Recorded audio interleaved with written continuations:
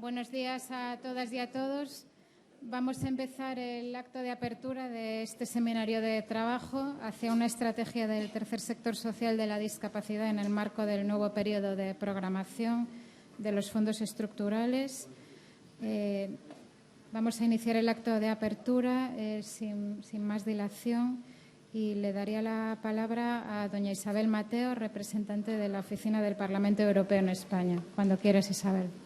Bueno, pues buenos días a todos y bienvenidos a la sede de las instituciones europeas en España, que es la casa de todos los europeos. Y gracias al CERMI y a Luis Cayo por haber elegido esta sede para la celebración de este seminario financiado por la iniciativa Hablamos de Europa del Ministerio de Asuntos Exteriores y Cooperación. Este seminario quiere analizar el impacto de los fondos estructurales 2014-2020 en la inclusión social de las personas con discapacidad y las claves estratégicas a seguir.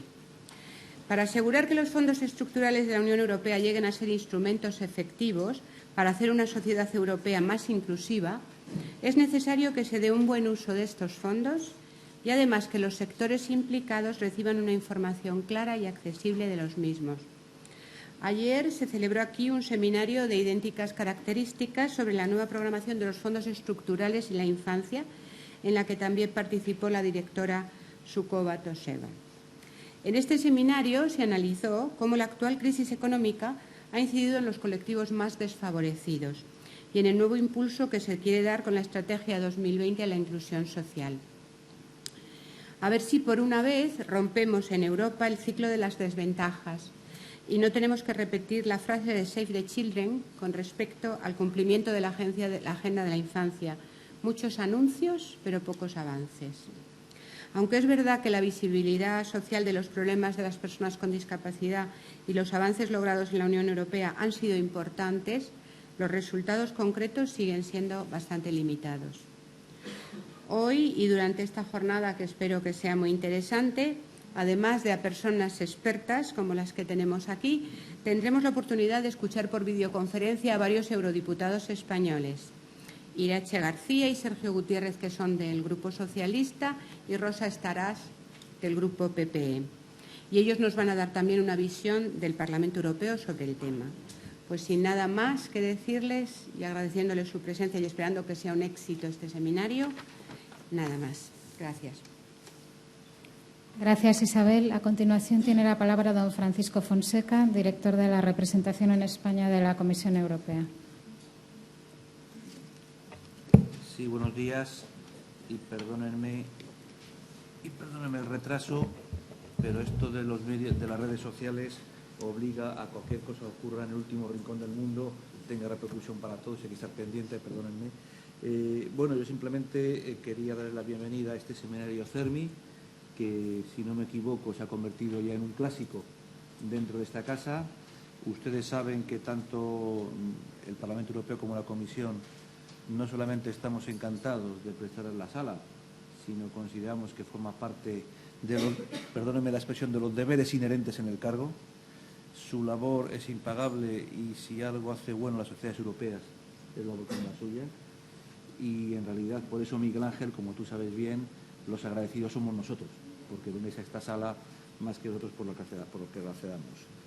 Como supongo que mi colega Adriana Sukoba Tosheva nos va a contar todo lo que ustedes siempre quisieron saber acerca de discapacidad, nunca se van a preguntar, permítanme que termine aquí mis palabras. Muchas gracias. Gracias, Paco. Tiene la palabra ahora doña Adriana Sukoba Tosheva, directora de seguimiento de las políticas nacionales del Fondo Social Europeo de la Dirección General de Empleo y Asuntos Sociales de la Comisión Europea. Muchas gracias. Buenos días. En primer lugar, me gustaría darles las gracias por la organización de este seminario y por invitarme a tomar parte en él. Nos encontramos ante un momento muy interesante en la programación de los fondos estructurales y de inversión de Europa. Por un lado, seguimos ejecutando y aprendiendo del actual periodo de programación 2007-2013, un periodo marcado por la crisis económica y financiera y por su impacto en el mercado laboral y en la situación social de muchas personas en España. Un periodo en el que los organismos gestores de los proyectos han tenido que adaptarse a nuevos escenarios con una mayor demanda de beneficiarios y una limitación de los recursos disponibles. Por lo tanto, el papel del Fondo Social Europeo para apoyar a las personas con discapacidad nunca ha sido más crítico. El objetivo de potenciar su integración social laboral cobra ahora más sentido que nunca.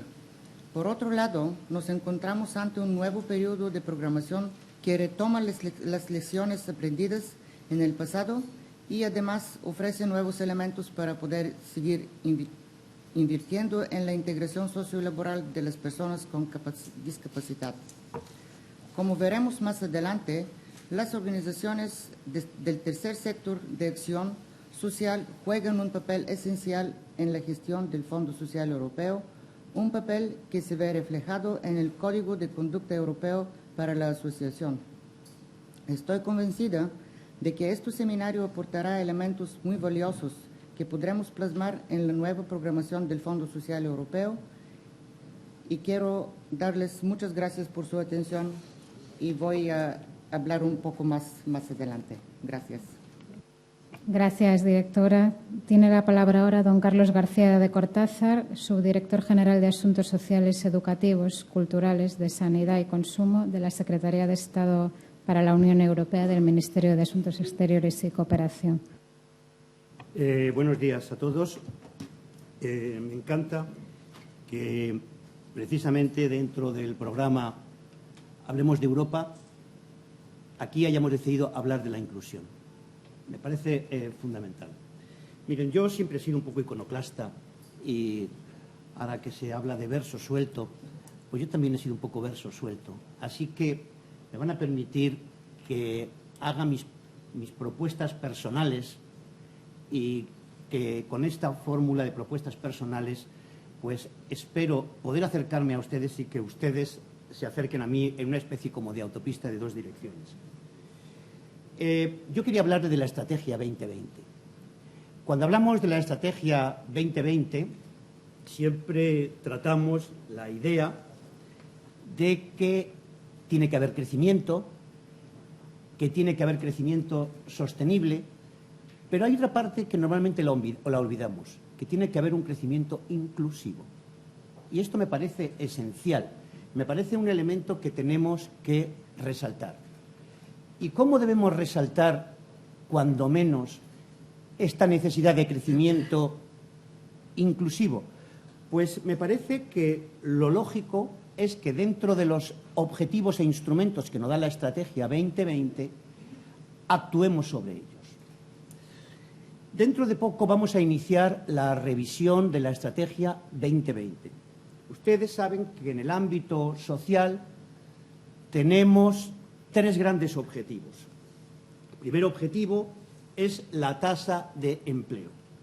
Y a mí me parece que quizás podríamos buscar como una desagregación para conocer no solamente la tasa de empleo de las personas con discapacidad, sino cómo la Estrategia 2020 ha contribuido o no ha contribuido en la mejora de la inclusión laboral de estas personas.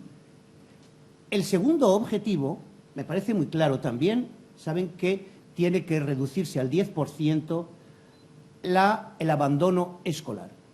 Y yo me temo que si no tenemos una discriminación positiva, que si no tenemos una actuación positiva, me temo que algunas de las personas que más van a sufrir con el abandono escolar van a ser personas integradas en colectivos más desfavorecidos y que necesitan una mayor ayuda, como digo, una integración positiva, más medios. El tercero es, saben que tenemos que llegar al 40% del sector terciario de estudios, es decir, de los universitarios. Pero mire, está claro también que las personas que se encuentran en una situación de discapacidad necesitan un aporte suplementario y también esto hay que pedirlo cuando se desarrolle la Estrategia 2020. No les quiero hablar de la pobreza, de que íbamos a reducir 20 millones de pobres. A mí también me gustaría aquí desagregar y saber cuántos de estos, no 20 millones, sino de los 70, 80 millones de pobres que tenemos en Europa, lamentablemente tienen alguna discapacidad física o mental. También creo que es hora de que hablemos muy seriamente sobre el propio tratado. Para Europa, la lucha contra la discriminación es elemento esencial. Tenemos un artículo que habla de la lucha contra la discriminación. Pues bien, extrañamente es uno de los objetivos finalistas, pero a la vez el instrumento, por lo menos a los niveles del Consejo, es la unanimidad. Esto no casa una cosa con otra. Los grandes avances en el tema de la Unión Europea se han realizado a través de la mayoría cualificada. Todo lo que sea unanimidad parece algo muchísimo más complejo, muchísimo más difícil. Y deberíamos replantearnos que si realmente queremos una Europa sin discriminación, y eso me parece esencial, pues tenemos que comenzar a actuar sobre los propios tratados, quizás buscando una fórmula de mayoría cualificada que nos haría avanzar rápidamente. Me parece una gran noticia que la Unión Europea haya integrado en su ordenamiento jurídico la Convención de las Naciones Unidas sobre Derechos de las Personas con Discapacidad.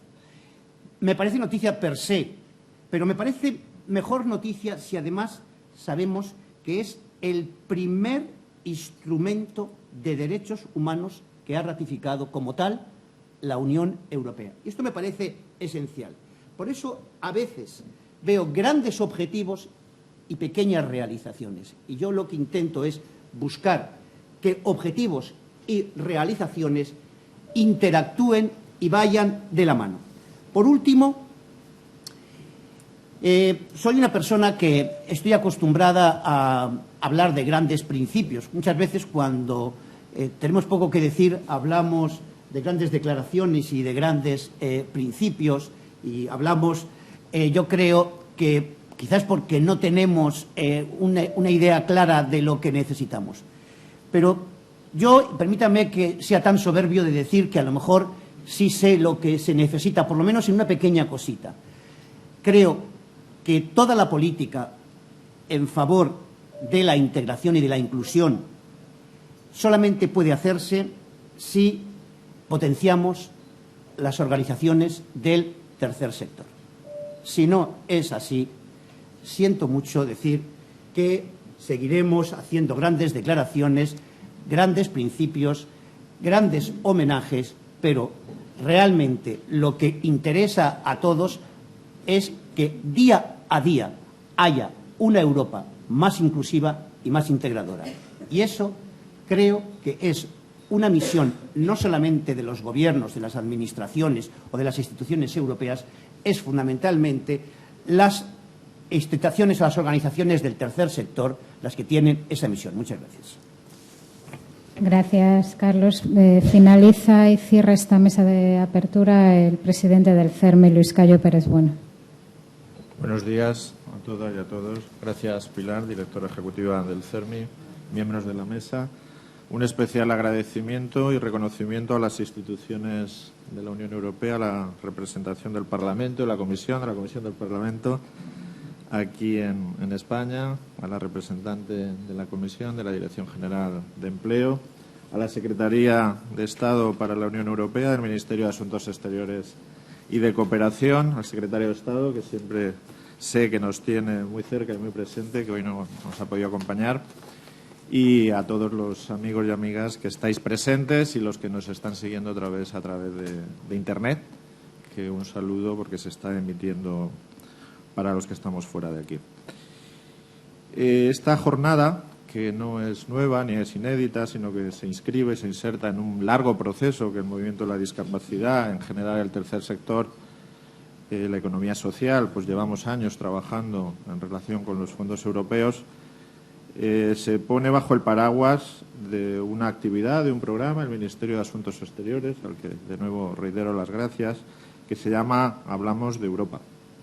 Pues yo creo que aquí, más que hablar de Europa, estamos construyendo Europa y debemos hacer Europa. Este seminario, desde luego, la implicación del movimiento social de la discapacidad, y hablo también en nombre del tercer sector, creo que es en una construcción de Europa. El discurso está muy bien, los principios, somos muy dados quizá en el sur de Europa a la retórica y menos a los hechos. Ahora tocan hechos y es el momento de construir Europa.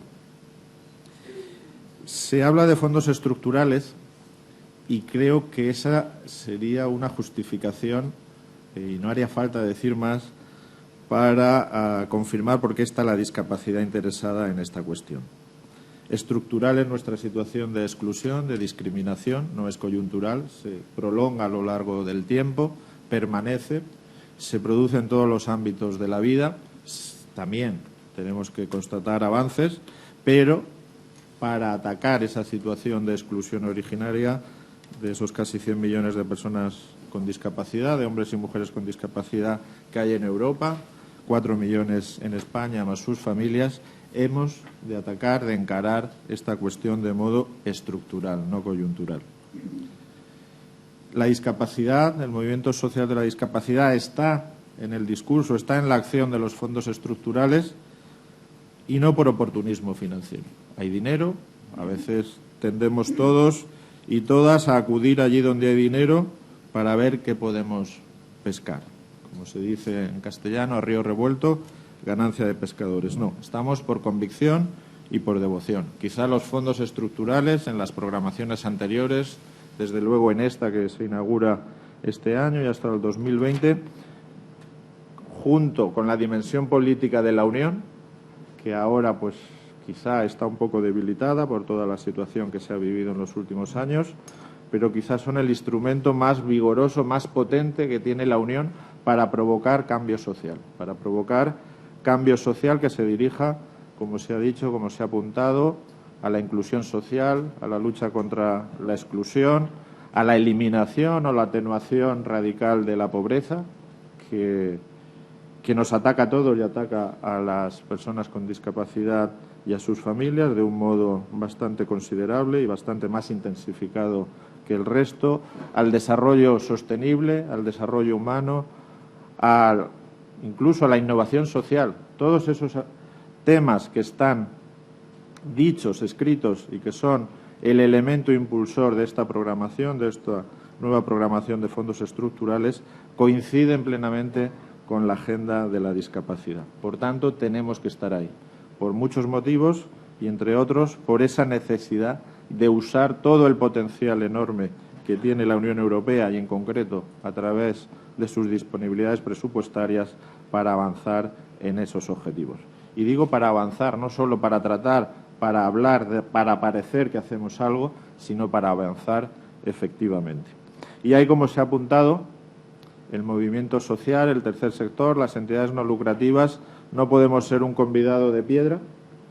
Creo que se ha demostrado aquí, y me refiero a la entidad que más tiene que ver con esto dentro del mundo de la discapacidad en España, la Fundación 11, se ha demostrado incluso que gestionamos mejor desde la sociedad civil organizada que las administraciones, y no se nos puede ver ahora que se está desplegando, desarrollando esta programación en el ámbito territorial español a través de las comunidades autónomas, que tienen mucho que decir.